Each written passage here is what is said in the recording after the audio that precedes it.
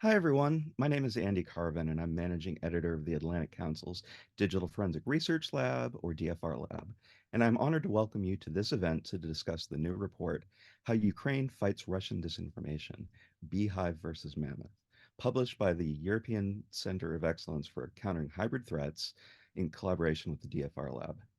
In this report, co-authors Jakub Kalinski and Roman Osadchuk conducted interviews with nearly 2 dozen Ukrainian strategic communication professionals who've spent years helping develop resilience against Russian information operations.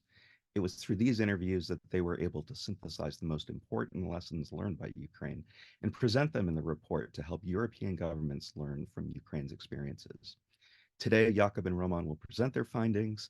They'll also be joined in a conversation moderated by Marina Varatintseva, senior expert with NATO Stratcom COE. They'll also be joined by Ksenia Ilyuk, co-founder of Let's Data and one of the experts interviewed in the report. If you have any questions for our panelists, you can post them at askac.org. Again, that's askac.org. And with that, I'd like to invite Jakub and Roman to present their findings. The floor is yours. Thank you very much, Andy. Thank you for hosting us. It's brilliant to be with the DFR Lab again, at least virtually, and it's an honor to be with so many Ukrainians on the panel. It's lovely. The reason for the report was that we wanted to cover the Ukrainian fight against Russian disinformation for two main reasons. Russia is the biggest information aggressor in the world, and Ukraine is the country that has the most experience with dealing with this aggressor. So if we manage to relay the lessons learned from this fight, it should really help us with fighting also the smaller information aggressors in countries where they are maybe less aggressive than in Ukraine. Ukraine has been on the front line of this disinformation fight, and not just disinformation fight. Unfortunately, also the military fight, at least for the last 10 years, ever since the Euromaidan revolution, the revolution of dignity, probably with a preparatory period also before that. And during this time, they collected an incredible amount of experience. So conducting the interviews with the idea to look at the period following the full-scale invasion after February 2022, but as we heard throughout the interviews many times, the current best practice, they are actually a result of the evolution started after the revolution of dignity immediately. So thus, this report is summarizing the lessons learned during the last decade. And with that, let me give the floor to Roman, who will fill you in on the methodology of the report. Hi all, wonderful. It's really wonderful, and I'm delighted to be here today. So the methodology of our research is pretty straightforward. We interviewed 22 practitioners from the field of countering disinformation. They were professionals from government, civil society, media, and private businesses that are working in this sphere. Most of the interviews were conducted in person in Kyiv in May 2023. And also a few of them were conducted through Zoom or some other platforms online in June. We made a transcription of all of the interviews and transcribed them using the Whisper AI tool, and also tried to summarize and synthesize all of the findings with the main question of what could be useful, what lessons could actually be useful for other countries and practitioners based off the experience of Ukrainian experts after the full-scale invasion, but also, as Jakub said, a lot of them are reflected on the experience before that. So it was rather synthesis on the 10 years or so of fighting Russian disinformation. And now let's get closer to some of the lessons that we identified. So Jakub, please go ahead. Maybe just one more point about the methodology. In the interviews, we were trying to look more at the mindset of Ukrainians. How are they thinking about the problem, rather than, for example, the institutional divisions? You would find the institutional divisions of labor in some other reports. We linked to them in our paper, but here we were trying to cover the mindset behind the people who are countering disinformation. We arrived at 10 lessons. We will not be covering all 10 of them. We will briefly run through the first 4, and I'm sure that people who are interested in all of those lessons, they can have a look at the paper. or at least at the executive summary in the beginning. The first lesson, unsurprisingly, is about the fundamentals, about the basics, about the foundation on which everything else is standing. And there, I think we identified three main elements. The first would be an excessive documentation and detection system, even to the point when it generates an overlap. This is probably a point where this might be surprising for some people in the Western countries, where we are trying to look at the efficiency so that there is no overlap between people working on the same file. Not so much in Ukraine. We would see that overlap is even encouraged, because it is always a safer option to have 3 or 4 teams detecting the same disinformation rather than have one team missing a crucial disinformation. And we actually saw in some of the differences between what the interviewees told us, not everybody noticed everything in the information space. So it's really good to have more teams and more organizations, both in the government and in the civil society, looking at the same stuff. The second crucial point was quick reaction to the disinformation stories that are detected, debunking, refuting of them. More often than not, when false information is uncovered, it is refuted, debunked, countered. Now, I know that Ksenia has some strong opinions on this. We will surely cover this in the discussion. I think the reason why we highlighted this principle was that in the West, the problem is probably the opposite to Ukraine. In the West, you would very often see the widespread myth that debunking doesn't work, so therefore we do not need to do that. I think we wanted to highlight that this is generally not the mindset in Ukraine, that the primary reaction is really to refute, to debunk as quickly as possible from as many sources as possible, and even as high as possible. Probably the most important example of debunking a false information was the famous video of Volodymyr Zelensky, "We are all here." And the third principle in these basic lessons was a prioritization of action over contemplation. Trial and error is encouraged. It is really encouraged that the counter-disinformation practitioners do a lot, and they can even earn a lot. That's fine. There is a lot of healthy aggression to do a lot of stuff, not constantly thinking whether someone should act, whether it should be me who will act or somebody else, whether it is the right time, whether it is the right action. All this hesitation without action, it again allows the enemy to conduct his operations unopposed. That would be the first lesson. The second lesson was about the numbers on the counter-disinformation front. In order to be able to perform these tasks properly, extensively, you really need the resources for that. There is no other way.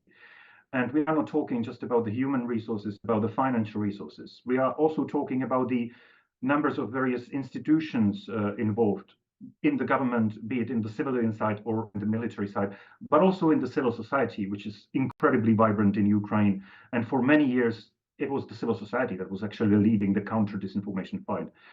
The number of various countermeasures that these institutions and organizations and individuals are trying. Also, the number of repetitions of the key messages. All these numbers are surpassing the corresponding numbers that we would see in Western countries.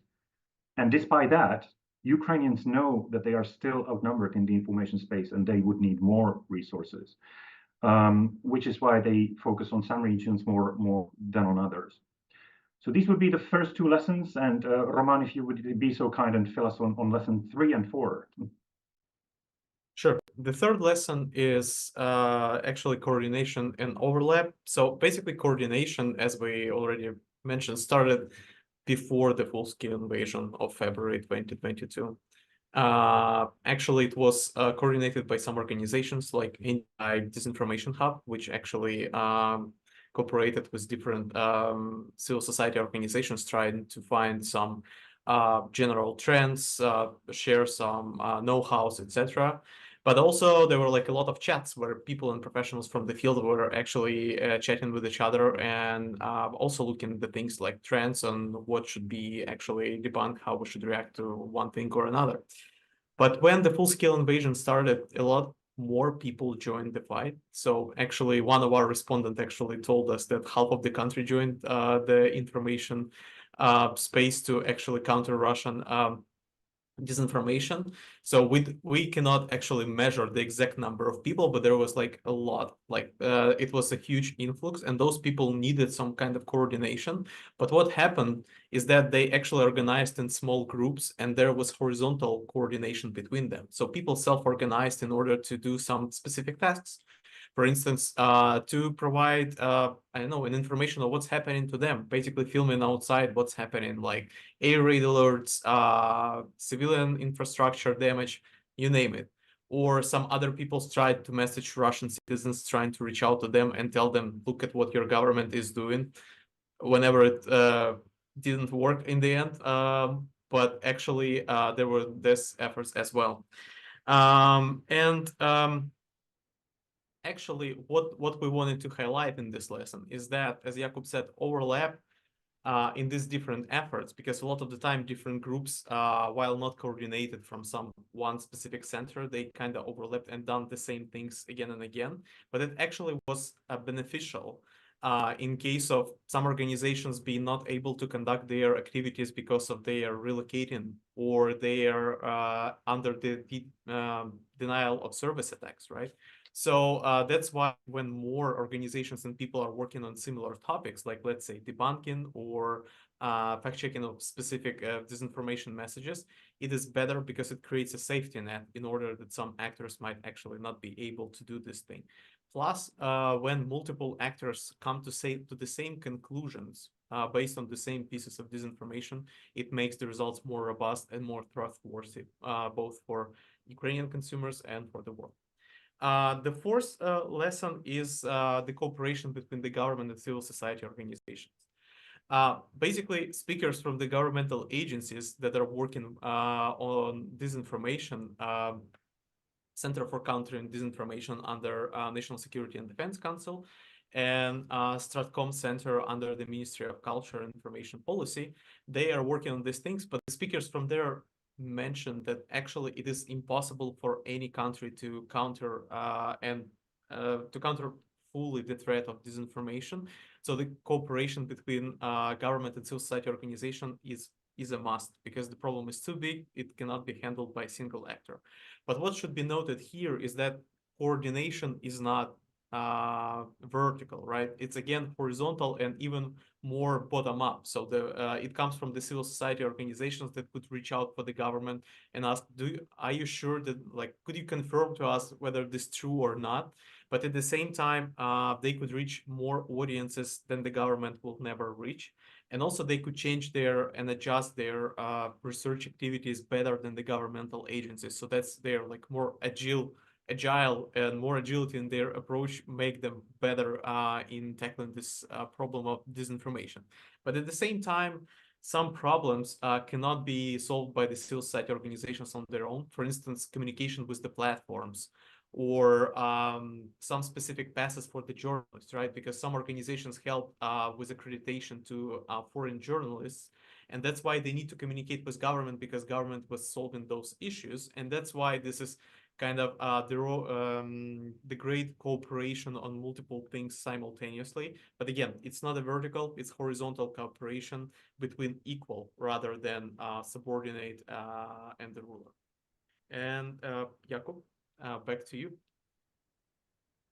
Right. So just final few words. There are other 6 lessons.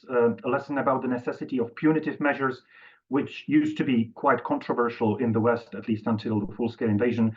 But from what we discussed in Ukraine, many of the interviewees, no matter whether they were from the government, from the military, from the secret services, or from the civil society, from among the journalists, many of these people considered the punitive measures the most important tool in the toolbox. Many of them said, had we not banned these Russian and pro-Russian channels, probably the defense of Ukraine would be close to impossible after February 2022.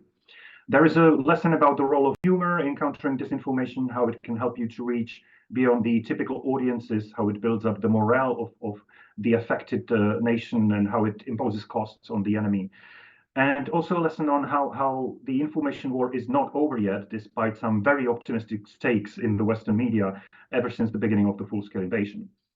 The very final lesson is about what the West could do to help Ukraine in the information space. And I guess the bottom line is that it is basically by taking the problem way more seriously, devoting significantly higher resources to this counter-disinformation fight, and doing in their countries what Ukrainians already have done in Ukraine. So basically to catch up with Ukraine when it comes to countering Russian influence, because it is unfortunately still a way bigger problem than is commonly perceived. I think that would be it from us for the initial opening words.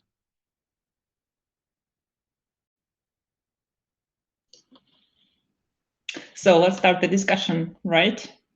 Dear colleagues, thank you for this report. I've been reading this like a few days ago, and I figured out that I totally agree with you that Ukrainian society is built on the horizontal connections, and all our sustainability is based on that. Because on the first days of the full-scale invasion, I've seen a lot of such cases, like some of our team were become under the occupation, find themselves under the occupation. Some of our teams were busy with removing the kids or something.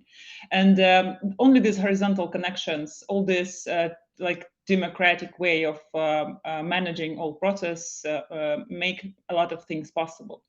But my first question would be for Ksenia, because I know her as a researcher of disinformation, Russian disinformation, and informational hostile operations for many years. So my question would be, Ksenia, like, is there something in this report that you've been surprised by, or that you've something that's been new for you, or something that you've been impressed by? Thank you so much for having me today, and thank you so much, Roman and Jakub, for doing a fantastic job of putting all of those tones of experiences we all had as a community of Ukrainians fighting disinformation in one comprehensive report.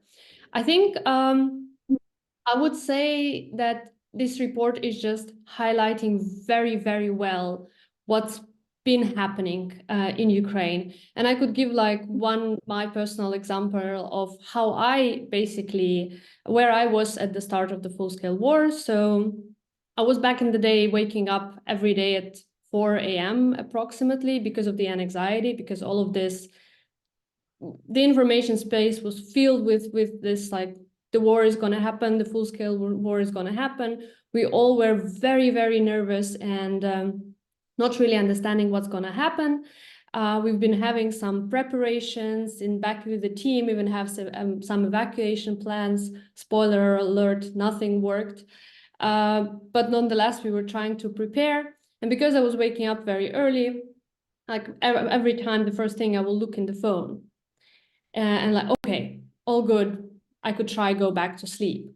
And of course, on the 24th, I was again like looking in my phone. It's like, okay, all good, I can go to sleep. And then basically in a few seconds right after I had that thought, I heard the first explosion. And one of the chats that actually Roman and Jakub mentioned, these professional community chats that we had, and one of the chats, like there was a message instantly, Kyiv is being bombed. And I was like, okay, what should we do, right? And that's basically what me personally, I was like, the threat awareness is there. For me, it's very clear from my professional standpoint that Russia is going to fill the information space with disinformation. So I need to do something about it. And then the second thing was like this, what's very good highlighted in the report is this horizontal connections and people awareness. Was straight away in the chats, like who's doing what? What are you seeing? What's happening? What kind of information you have? Within my team, within the team of other multiple civil society organizations in Ukraine, business, within even some security services, within as many chats as I was able to reach and to put it all together. And then basically was the third kind of pillar of that understanding is that we need to act. We need to act very, very fast. And basically, I was about trying to get to understand how to even evacuate from Kyiv.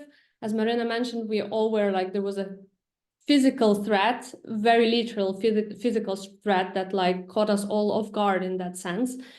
And while doing that, I was in a parallel launching the page back then on Detector Media website, one of Ukrainian leading NGOs in the space, about like collecting in the real time all of the instances of malign information influence attacking Ukrainians from Russia as much as possible, as quickly as possible.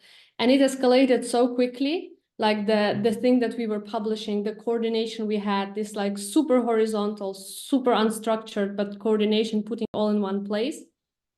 And then the audience, basically Ukrainians, have picked up that very, very quickly. We've started receiving tons of messages, even on our personal messengers. It's like, what's happening in there? What's the situation in there? Like, we've seen that these weird messages on Telegram. Is it true or not? So that's basically this one day, my personal and professional day in that sense, I would say very much highlights and like how Ukrainian community, very multifaceted community of professionals, has been seeing and continue seeing Russian disinformations and ways to mitigate it. Thanks, Ksenia. As I remember, we live in the same neighborhood in Kiev, so I have something like similar experience about the first day. But my next question for all researchers would be, what sounds like, yes, Ukrainian society is built in a horizontal way, and we coordinate to each other, especially in the crisis situations. But from the one hand, it's a huge advantage. It makes us stronger. Even something happened to one of us, the community, the still working. If something happened to the one B, right, the Beehive is still operating. Everything is we still alive and we can survive. But from the other hand, this horizontal connections sometimes create a house. So it can be not only as an advantage, but as disadvantage as well. Do you agree with this statement? Yes or no? And please give me some details about your opinion about that. Roman, what do you think about that? I would say that maybe one of the mottos of Ukrainian civil society is embrace the chaos. It doesn't seem like this is a great thing. Like on the first glance, it seems that it shouldn't be working, but actually this is like we have so many counterexamples that this is actually working and it works best in our society that actually I do not see any alternative. So I guess historically it is really never like Ukraine has a great history of self-organization of the smaller groups, like to Maidans, right? So Maidan in 2004, Revolution of Dignity in 2014. So this self-organization of civil society is enormous in Ukraine. But again, nobody told those people that you should go on the streets and protest something, right? They decided this on their own. So that is why it's actually Ukrainian like advantage, like competitive advantage, because this kind of movements, they allow to be flexible, be quicker, and adapt faster. So this is actually a counterpoint to Russian like planned activities. What if you are interviewees told us is that in the first few months, Russians had actually void in their information campaigns because they couldn't keep up with what was happening on the ground, while Ukrainian organizations and civil society organizations were so quick and adapt to actually see what's happening that they were published, like Ksenia said, right? First explosions at 4 a.m., like at 5 or 6, there is already live feed of Russian disinfo and first debunks popping up. So this is basically, I mean, it helped in many ways, right? Because if there was a vertical, like specific vertical, just taking out some people who are actually distributing some, I don't know, orders from the top, it would just, or killing any communication system, like the recent hack of the Kyivstar, let's say, it would just stop any countermeasures. But that actually it never happened. And even with the Viasat hack that actually happened during the invasion, it didn't stop Ukraine counter disinformation activities. So embrace the chaos. I would just repeat it. You know. Jakub, do you agree with this? Obviously, like when you try and look at the situation abstractly without having a look at the results, it would seem that higher coordination should result in better results. But given I have some experience with Western European countries, which are usually very organized and the bureaucracy is very high, and when I have a look at Ukraine, they simply have better results in countering disinformation. It's as simple as that. As the old saying goes, no matter how beautiful your strategy, occasionally it's a good idea to check the results. And So I simply see better results on the Ukrainian end. Obviously, not everything is transferable to the West of Europe. I mean, the sense of immediate threat is obviously much more visible to you if you see the rockets flying from your window. So not everything can be transferred as easily, but I think this opposition to rigidity, not really willing to be tied by bureaucratic rules. You know, we even had the armed forces representative saying, you know, it's better to work on the horizontal. If we did it by the procedures, we would simply be too slow. And this is someone who's representing the state telling you that. I think this could be at least partially an inspiration for some of the more bureaucratized countries west of Ukraine. Mm-hmm. Thank you. Now, my next question would be about the technical issues, technical tools that have been used against Ukraine. As we know, more than 70% of Ukrainians are using Telegram as a main news channel, as news source. As we also know, Russians are using Telegram as a main source of for disinformation, for targeting Ukrainians and that. Ksenia, what do you think about the perspective is this Telegram fight, Telegram narrative fight? Who wins the battle of information and disinformation in Telegram? What do you say? What do you think about that? I think that's $1 million question to answer right now. I would say that first of all, if we talk specifically about Telegram here, I think, of course, as in everything in the world, there are pros and cons. And as you mentioned, definitely, Telegram has been a breeding ground for malign information influence in general, and specifically the Russian one. We've been tracking it since 2019. We've seen how Russians were investing in creating the networks of Telegram channels and how they were literally till today, we are tracking them, replicating exactly the same model to countries like even from Moldova to, you know, Armenia and others. So like the geography, wherever Telegram is, they are trying to bring that infrastructure and that approach there. So that's definitely on one side, it is that they have a very strong presence there. They know how to use the platform. And of course, you have a lot of audience there. In Ukraine, it's unprecedentedly high audience in Telegram, like, yes, 60-70% consume information from there. And it's also important to state that not just malign actors are present on Telegram, right? We have states there, we have basically civil society there, we have all of the top independent media, Ukrainian media there. And that's basically the second part of this equation is that because of Telegram structure, because it's not an algorithmic based feed, right? Ukrainians were able to get information super quickly. And that's very important because that's something that helped basically, especially within the first months of the full-scale war, to like very rapidly to deliver information to Ukrainians from different stakeholders once again. And then also, again, which is a pros and cons, is that on Telegram is like not moderated at all. So on one side, you could see like, for instance, tones of pornography there, even though Telegram claims that this is something that should be forbidden on the platform. So they don't moderate anything, so which again, tones of Russian disinformation there. But on the other side, because it was so uncensored in this sense, Ukrainians were able to basically post and save all of those proofs of Russian atrocities in Ukraine, which were heavily important to understand for Ukrainian audience and for audiences all around the world to actually understand what's happening, right? To be able to verify that information, to check those videos. Fact checkers from all over the world were using those materials to that. So I would say it's very hard.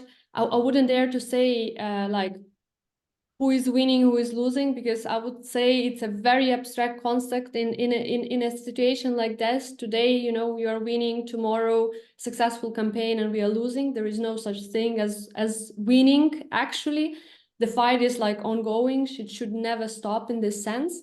But I would say definitely that there are pros and cons of this platform. And what's very important for the democratic societies is just to appeal to Telegram as social media network slash messenger to become much more and more transparent into like, where are they? What's the content moderation? Like, basically, we know very little of it. So that would be my kind of call to action to them, since we see Telegram expanding more and more. Yeah, and then the next step would be discussion about the bots on Telegram, bots comments, automatized comments, sharings, and all this tools that they're using there as well. So yeah, I totally agree that the informational war is not stopped and will never stop. We all know that, and this is one of the lessons learned from this report. But my next question will be to Jakub. Jakub, how could you how could you explain for the Western society or for any other people, what's the role of Ukrainian government officials in this countering disinformation efforts?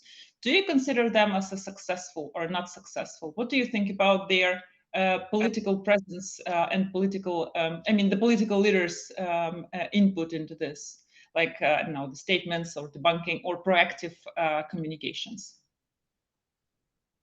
Ooh, I'm not sure I would be capable of evaluating the whole governmental response of Ukraine, because it's actually quite big, unlike what we see in many Western countries, which is obviously a good thing. So that's already quite a big positive. I think when you have a look at the image that for example, Zelensky has in the Western media, that might be even, he's perceived as an even bigger person than in Ukraine themselves, seems to me. So I would say that there he's extremely successful. I think the two centers that were built in 2021 are doing a great job. I presume many Ukrainians would like to see sooner, maybe even before 2021, but that's not the blame of the people who are working there. I think they're doing a great job, each of them focusing on a slightly different aspect. The Center for Strategic Communication working more closely with the civil society actors, the Center for Countering Disinformation working more closely with the governments. The products that the CCD is sending to their partners are very important. Again, they are debunking the old myth that debunking is unnecessary, because they are actually debunking a lot of the false information quite regularly. So I think they're doing great. But what I actually liked there the most was that all the people accepted they have some limitations, that there are things they cannot do on their own. They actually have to rely on partnership with the civil society, with the private business. Ihor Solovey telling us that they work with the monitoring that Ksenia and her colleagues are doing in Let's Data. Other people in the government talking about how they multiply some of the communication products created by the civil society, how they rely on also their detection mechanism, because sometimes it's very difficult to detect a campaign that is going on marginal Telegram channels dedicated just to Odessa region. It might be more difficult to detect them from Kiev. So this was actually really encouraging, understanding their role in the system, understanding we can't manage this on our own, and this is where the other partners might help us. So I think this might have been the most inspiring part for the Western practitioners. This really close cooperation with non-governmental sector. Mm-hmm. We have interesting questions from the social media platforms. The first question I would like to ask you is about the balance between the freedom of speech and preventing the spread of disinformation through the blocking certain media outlets. This is the old story for those who are not really familiar with the context. In 2021, Ukraine banned Russian proxy TV channels. In 2017, Ukraine banned Russian social media networks and search engines and all this, applications that have been collecting data of Ukrainians and used this personal data for targeting informational campaigns. And we have a lot of discussions in Ukraine about this. Is this freedom of speech, or this is Russian propaganda or hostile propaganda, or informational psychological operations? But my question is to Roman, even more to Ukrainians, to those who live in Ukraine and to those who know this context very well. How could you respond to that question? Do we have a balance between freedom of speech and countering disinformation, or we don't? That's a great question. And again, that's actually been brought up relatively I don't know, multiple times in the recent years for sure. So I guess after the full-scale invasion, we could definitely tell that it was the right step in actually curbing the Russian influence in Ukraine. The reason is simple. Basically, all of our interviewees said that those measures were actually right, correct, and effective in order to prevent Russian influence and actually make Russian influence smaller during the full-scale invasion. If we're talking whether they were, where are those decisions in this actually fight between freedom of speech and punishing actors, it's pretty simple. Ukrainians, like nobody else, understand that Russian outlets like RT and multiple others, they are not journalistic entities in themselves. They are rather an outlets for actually waging a war, but just an information domain, right? It's somewhat different from the regular journalism. A lot of people compare, like, let's say, BBC public broadcaster to the RT and claiming what's the difference there. Basically, because BBC is not fighting in an information war and RT does, right? You could just read about multiple things that they spread in Europe and multiple other countries throughout the years. It is not like journalism in a classical sense. It's not about the freedom of speech. It's rather protecting yourself in one of the domains, right? Like the cyber or the kinetic. Of course, it's less visible. Of course, it doesn't like bring those like an immediate results, right? And it seems that the influence of those channels is on the marginals.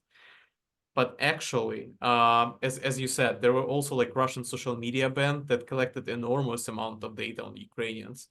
I know that a lot of people, like some of those tools were actually like, let's say Yandex Maps were at some point better than Google Maps in Ukraine. You could imagine the digitalization of the data being collected and how it might actually help Russians to wage the war and hit the important targets in infrastructure and military targets as well, and civilians as well. So it was not actually fight against freedom of speech. It was fight against Russian agents of influence in Ukraine.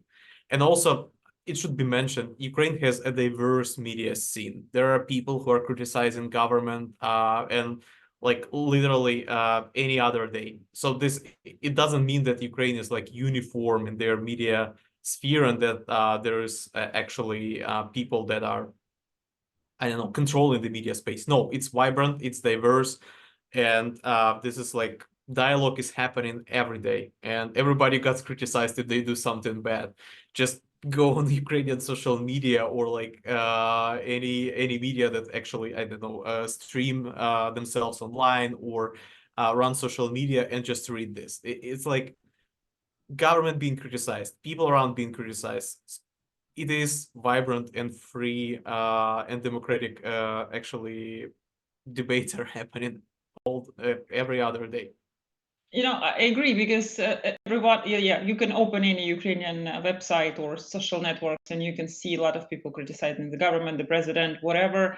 But the problem appears when those who criticize, they're getting money from Russia. This is the main problem of, this is the main difference between freedom of speech and disinformation operations. If you do this because you don't like Zelensky or don't like Zaluzhny or whatever, this is your personal opinion. But if you're getting money for that from Russia or from someone else, this is the problem for you and for us. So my next question would be about, we discussed a lot about social media, but we didn't discuss the factor of Twitter. There is a question about that from the audience, and could you comment, please, the role of American domestic social media in this fight, and please touch the effect of Twitter's elimination of its fact checkers and notices. Do you think that Twitter is important for Russian disinformation? And like my opinion is more targeted to the Western audience, because in Ukraine, Twitter is not so popular as in Europe, as in the US. Is there some ideas about Twitter and how Russia used Twitter and how Twitter used Russia for disinformation campaigns? This is the question, I guess, for Jakub, and then we go to Ksenia with the same question.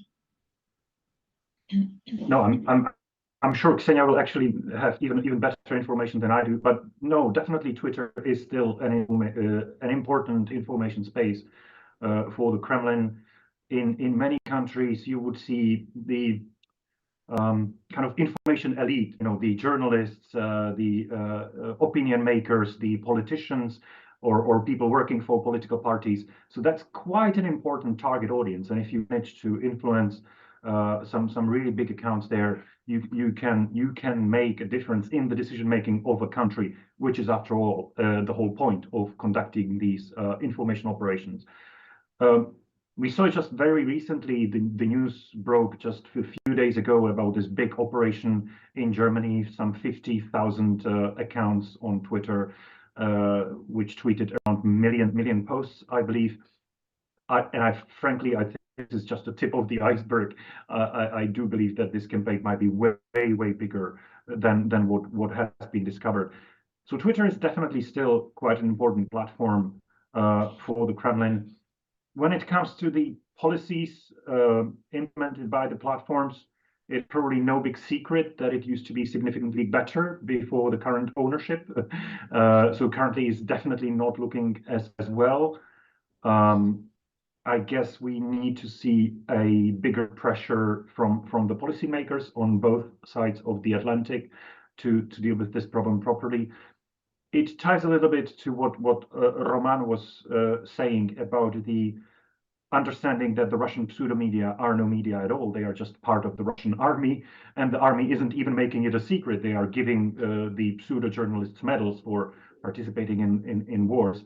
I guess this level of understanding, which is very common in Ukraine, is unfortunately uncommon in the West. So people still do not understand that Russia is weaponizing the information space.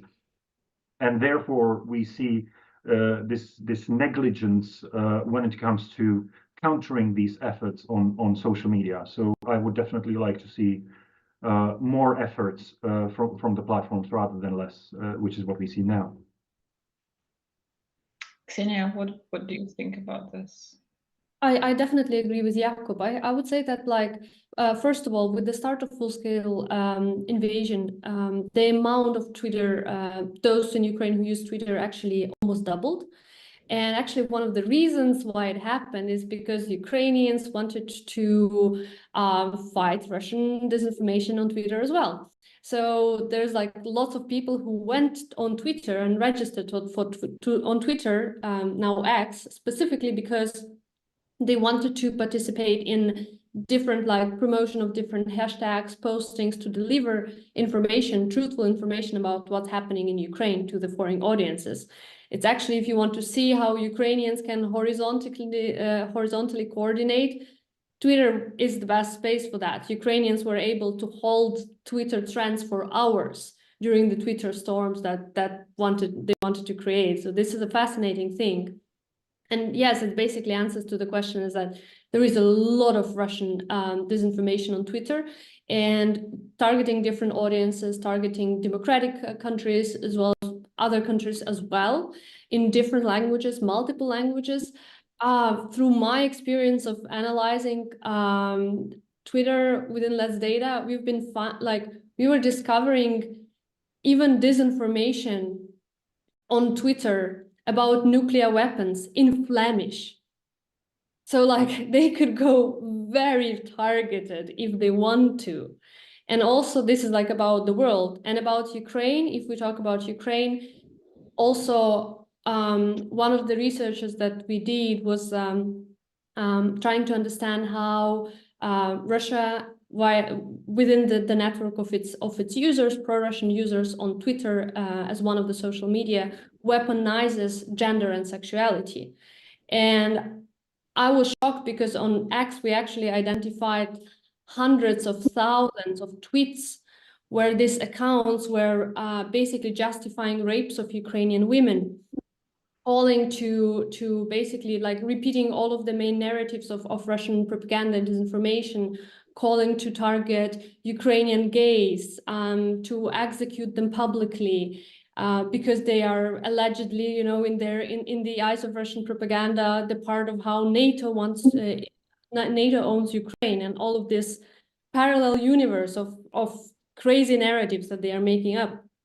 And this was X, and this was actually all of that information is like largely still on there. We tried to take a part of it down, but part of that it's still there, and it's terrifying how even actually it violates the policy terms of the platform itself, because this is basically talking about freedom of speech, right?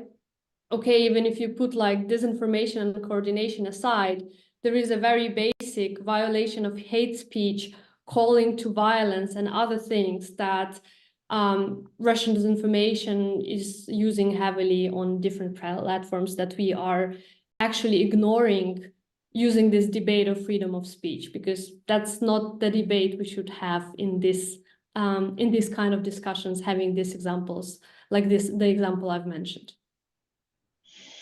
Yeah, totally agree. But we have, sorry, we have an interesting question about the Russian language sources.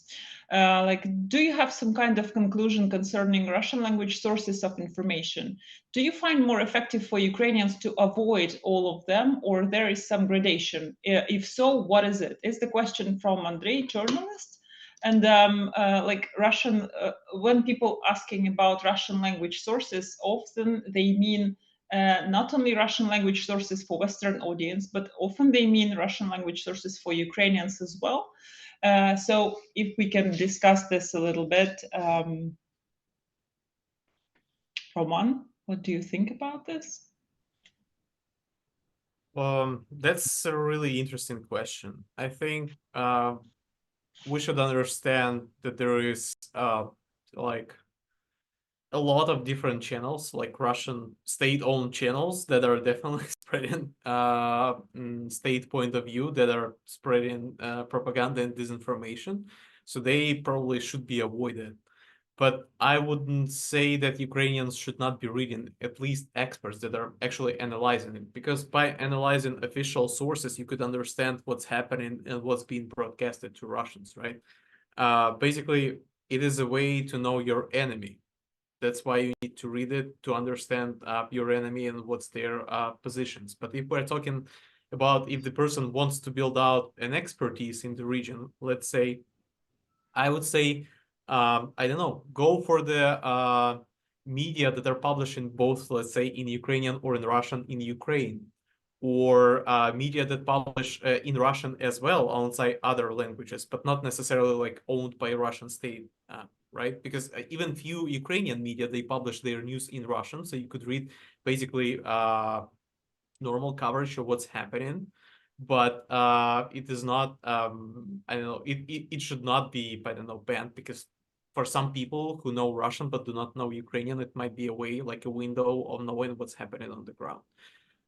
So that would be like quite a mixed answer, because there is no clear way that you should just stop consuming any Russian speaking media, because like let's say even I don't know, prominent Ukrainian media have Russian language pages, or it doesn't mean that you should not read them. They are great sources of information, and they should be considered as a great. But for the professionals in this sphere that are countering disinformation, they definitely need to read even those media that would rather, they don't want to read in their life, but they actually should and have to, and they do this every day. So that's why they should actually receive some I know, credibility and great gratefulness for this. Yeah. Yeah. You know, as we say, that those who do the monitoring of Russian media, they should get additional weekends or additional medicine to improve their mental health after monitoring the Russian media. But yeah, the language is not really criteria, because I agree, because we can find different information in different language. So this is more about. But the question is, now I live in Riga, and very common question here in Riga: how do is there any language problem? And in Ukraine, I mean that Russian information in Russian, information in Ukrainian. How people who speaks Russian, do they understand Ukrainian? And I realized that after 20 years of how Russia promotes this narrative about language problem in Ukraine, it still exists in the people's mindset, even among those people who support Ukraine and who I don't know, understands Ukraine and the political situation. So I really like this language questions, because they also are part of this narrative about the propagandist narrative about Ukraine. Do you agree with Ksenia or not? What do you say about this?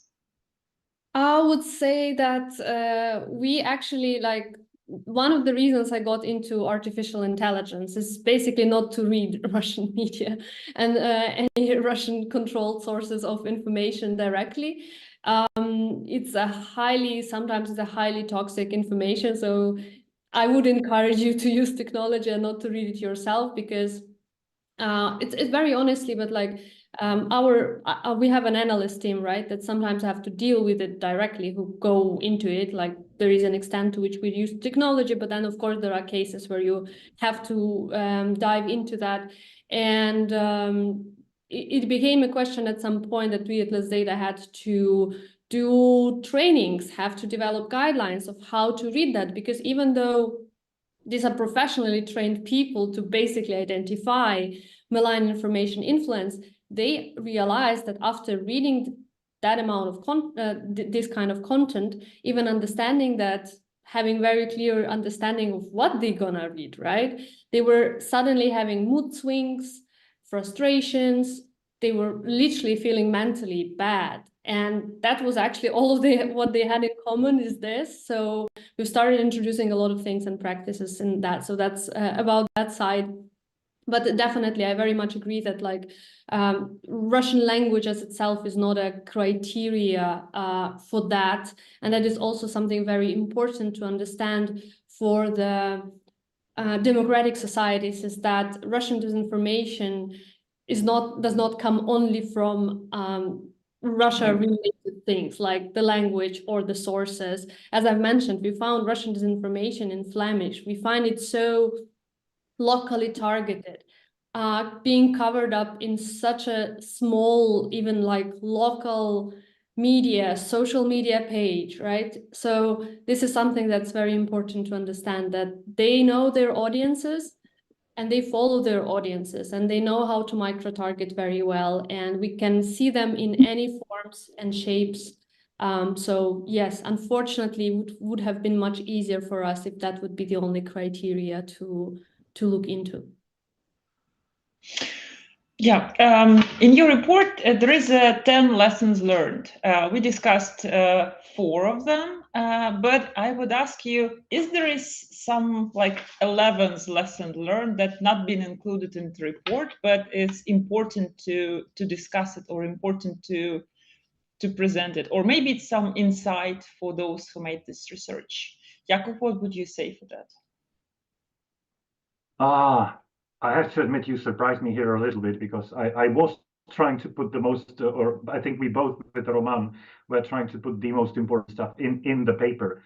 So I'm not really sure whether I could come up with some brand new lesson on the spot. I don't know, Roman, can you think of anything we left out of the report? I would say that this is actually a summary of all of the lessons, is that countries should consider a problem of disinformation seriously. It is a real problem. Russia is considering information space as a domain for war, for conducting like a battlefield, rather than a marketplace of ideas, right? Or marketplace, basically just, I don't know, for trade or cooperation. So by treating this problem seriously, countries should understand and do those measures and actually implement all of those other lessons. But it is not 11th lesson, right? It's just something that you could actually synthesize from all of those 10, right?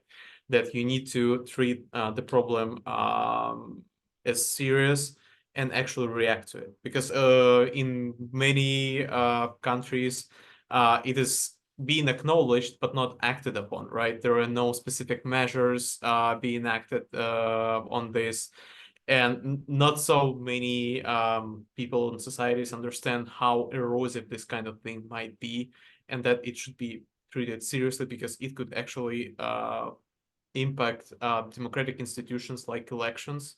So they should be cautious about it, understand the risks, and actually try to mitigate those risks from this problem. Yes, thank you. We have 5 minutes, and I think it would be last question for each of you, and the final remarks I'm expecting to get this 5 minutes. So this 2024 is the year of great elections. There will be elections in the US, in the European Union. So we're gonna have this super election year. What the main thing that our Western partners, our friends from Western governments should know from this report? Because yes, I agree with you that governments often underestimate how disinformation is toxic and erosive, and it's difficult to understand it unless you finding out yourself under this pressure and inside of the problem. So what would you say, because Ukrainians learned this lesson, now we know what we are fighting with and what's the problem and how it looks like. But what our friends and partners should know from this report? What's the main thing for them? I think we'll start from Jakub, right? And then... But I actually believe this is something that Roman covered, and this is something that we try to write also in the conclusions. We simply need to take this way more seriously and dedicate significantly higher resources into this.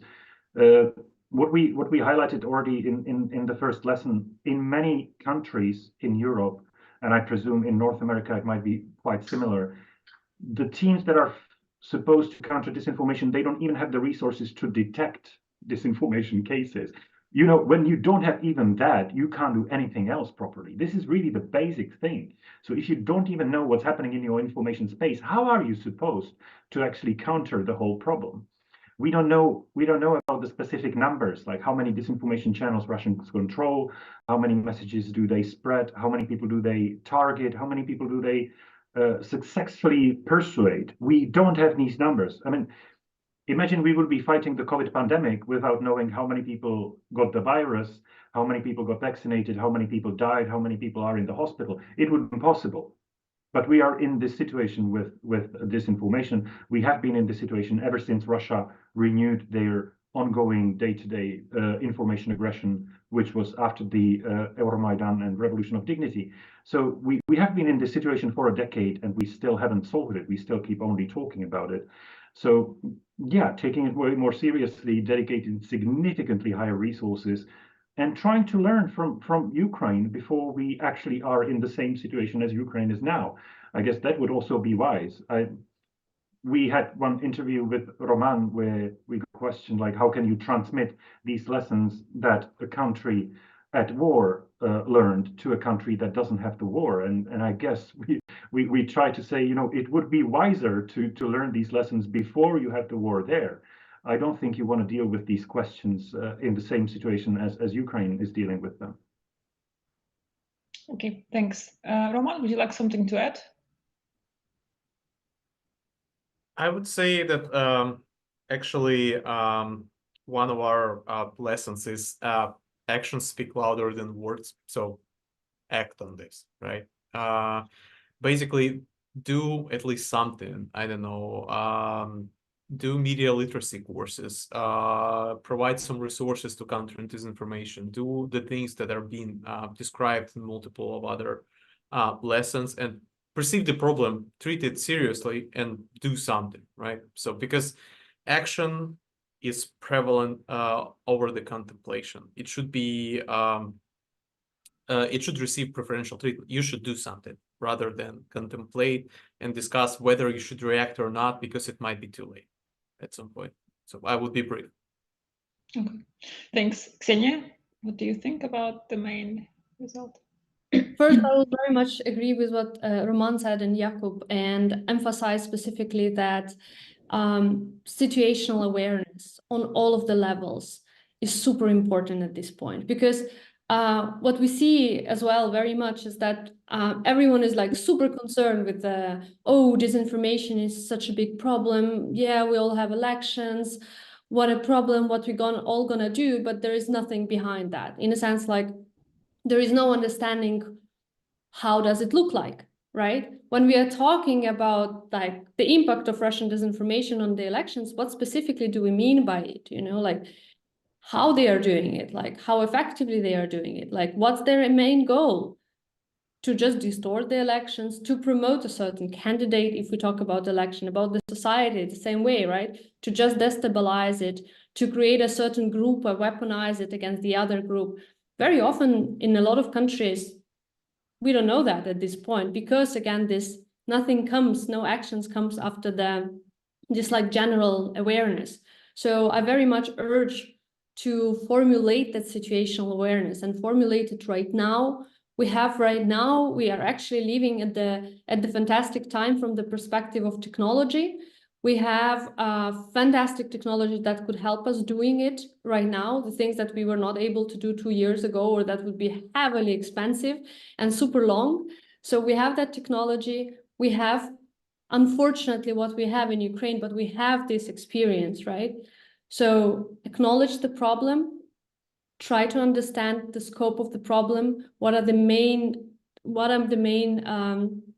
strong and weak sides of that problem, what others, specifically Ukraine, for instance, did in that, and then start acting. And just as a final message here, would say that like we've had this talk with Jakub that I think for the first 6 months of the Russian full-scale invasion of Ukraine, I was giving a lot of speeches and writing on my social media about promoting this, like, look how Ukraine has handled this, look about this fantastic practices, try to use it, right? Because the message was exactly the same as I just said, like, try to do something, formulate that situational awareness and see. And Jakub said to me, like, be very careful, because people are drawing wrong conclusions. And then I started talking with different decision makers in different countries, and they draw the conclusion that, oh, okay, we are good, we are safe. And that's a very wrong conclusion was to draw, right? They found any one data point from all of this to basically stay in the status quo and just do nothing. So nothing, of course, is a very loud word. There are some actions, but like no coherent, no bold, no actions that are responding to the challenges that we have nowadays. So. Yeah, thanks. I would agree and say that when you start measure all your activities and all your results, you can see the full picture. You can see the real picture when you see the data, when you can see how much, how many, who are they, and this is not all those general ideas and politically correct statements would not help you to understand what style of information operation looks like and what's the goals and what's the idea of that operation. So we started from measuring everything, and it helped us to understand what are they doing, what for, and why. So we can focus on the main efforts, and we can build something like effective strategy in that. So I guess we are out of time, and I guess we're gonna this great discussion. I would like to thank you for participating in that. It was a great discussion. The report is very interesting, like highly recommended for those who still not downloaded, not read it. So, and thank you very much for participating, for listening, and see you next time, next event. See you next time.